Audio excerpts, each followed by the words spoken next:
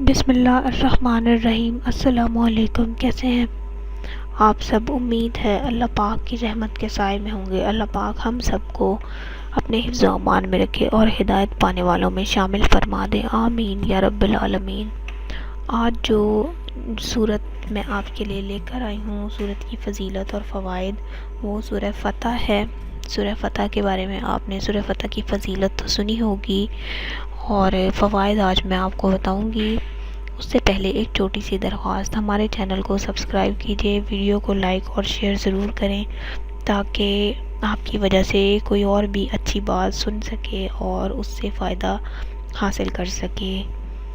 بہت شکریہ۔ اسی کے ساتھ اب میں ویڈیو شروع کروں گی۔ سورہ فتح حضور اکرم صلی اللہ علیہ وآلہ وسلم کی محبوب ترین سورت ہے۔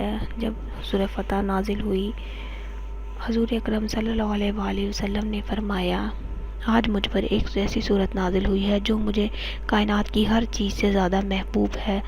تو اس کا مطلب ہے کہ جو سورت حضور اکرم صلی اللہ علیہ وآلہ وسلم کی محبوب ترین سورت ہو سکتی ہے، اس کی فضیلت کتنی ہوگی، اس کی اہمیت کتنی ہوگی۔ آپ اس کو اپنے کسی بھی کام میں فتح کے لیے پڑھ سکتے ہیں، بہت مجرب ہے۔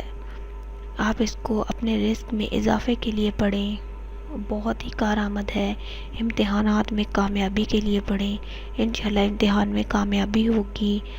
آپ کسی بھی مسئلے کے لیے سورہ فتح کو پڑھیں، انشاءاللہ تعالی آپ کو کامیابی ضرور ہوگی۔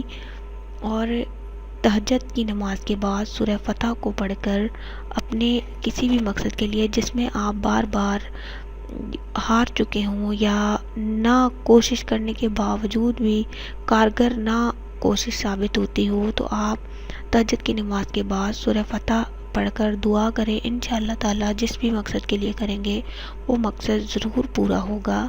سورہ فاتحہ پڑھنے کی بے حد فضیلت ہے۔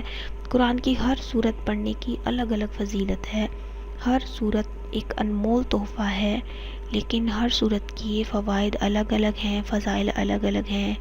اسی طرح سورہ فاتحہ ویسے بھی حضور اکرم صلی اللہ علیہ وآلہ وسلم کی محبوب سورت ہونے کی وجہ سے انتہائی اہمیت کی حامل ہے۔ اس کے پڑھنے سے جو بھی دعا کی جائے وہ قبول و منظور ہوتی ہے۔